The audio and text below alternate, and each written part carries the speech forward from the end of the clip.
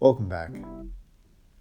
One of the things you should know about me is that I love big fucking weapons. I'm talking huge anime swords, massive Dark Soul hammers, and everything else in between. Last year, I made a Berserker sword from Lord of the Rings, to book scale, mind you.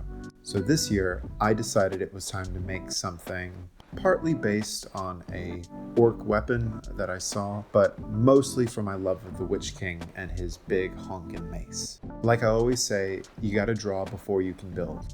For a prop this large, I'm actually going to redraw it on packing paper, just to make sure I have a really clear vision in my mind. Now, besides the fact that I love massive weapons, I'm a big believer that as makers and artists, we need to constantly try new things. Every once in a while, you should go out to find some new kind of project, craft, material, something that you haven't done before, and give it a go to get your brain buzzing with new ideas. I'm gonna link a few channels down below that really inspire me, but are totally different from anything that I do, but I absolutely adore and inspire me to keep trying new things. And I hope that my process of making this ridiculous weapon will inspire you to do the same. So to make this thing relatively safe and just fun to play and travel around with, I'm going to be making it out of a combination of EVA foam, Warbler, cardboard, and other lightweight materials. If you're new to the channel, I have a whole video on what Warbler is and how to use it. Check out the link. For a build like this, there is a lot of repetition. At this point, I've actually redrawn the head of the mace 3 times. To make sure that it's extra strong, but still thin, I'm building up layers of Warbler and cardboard. We'll talk about the respirator later on. I want there to be a pair of huge spikes to impale your enemies on, and I put them together pretty easily with some old pieces of double corrugated card and hot glue. Not only is this stuff wickedly strong, but because of the corrugation, I can actually hone the edge just by pushing it down on the table. And this is where we were after the first couple of hours. Like I said, big mace. Like most crafters, I have a common problem when it comes to making props like this, and that's the space that I have to work in. To do anything with power tools or anything that even gets remotely messy, I do have an underground car park that I sometimes delve into, but the lights are on a timer, and after 5 minutes, they just... Anyway, you can see here the before and after of some breakdown on the foam pieces. I need to do most of the shaping and weathering while they're in manageable sizes. Once everything gets glued together, it's going to be more of a pain to work on. Speaking of, I'm working with contact cement on this project. I have a fan going, the doors open, and a respirator on. And trust me, this is not overkill. Oh, and whenever you're not using your respirator, make sure that you keep the filters in some kind of airtight container. This will make sure they stay relatively clean, but you'll also be able to prolong their lifespan. If you've never used contact cement before, it's pretty straightforward. You apply the adhesive to the 2 surfaces that you want glued together, but give it a few minutes to set and become tacky. And then you carefully bond them together. Contact cement slightly melts the surface of the foam, so not only is this a permanent connection, it remains flexible afterwards. Now that I've attached these sort of fin-like details, I can get my paper back out to make a template for these smaller panels. In the original prop that this is based on, I think these were supposed to be support braces, but it will also give the weapon some visual interest. When holding down smaller paper patterns, I actually like to use sewing pins to keep them down onto the foam. And this was particularly helpful because there was just so much tracing and cutting in this stage.